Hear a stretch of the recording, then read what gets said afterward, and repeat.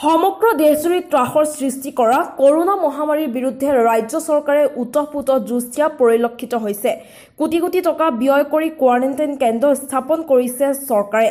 কিন্তু আজি বঙাইগাঁও জিলাৰ চাকলা চিকে মহাবিদ্যালয়ত ঘটিল এক অঘটন।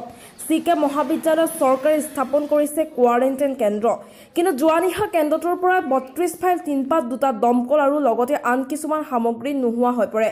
পুৱাতে খবৰ পাই স্থানীয় কেইজনমান যুৱকে জানিব পৰা ঘটনা সম্পৰ্কে মহাবিদ্যালয়ৰ অধ্যক্ষক অৱগত কৰে যদিও অধ্যক্ষই কোনো ধৰণৰ পদক্ষেপ লোৱা পৰিলক্ষিত হোৱা নাই। ঘটনা সম্পৰ্কে কুকিৰা আৰক্ষীক অৱগত কৰে স্থানীয় যুৱকসকলে। পৰৱৰ্তী সময়ত পঞ্চায়ত সদস্য ৰাছিদুল ইছলামৰ ঘৰৰ পৰা সামগ্ৰীবোৰ ৰাইজে উদ্ধাৰ কৰে।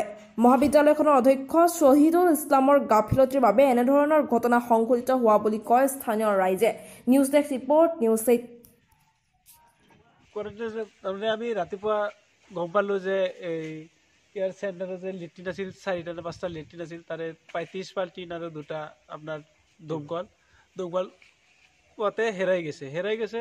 পিছত আৰু খবৰ পালোঁ যে আমাৰ ইয়াৰ মেম্বাৰ ৰাছিদুল ইছলাম সি বোলে চুৰ কৰি লৈ গৈছে। তাৰপিছত পুলিচে কৈছে যে হেৰি এটা ইজাহাৰ দিব লাগে।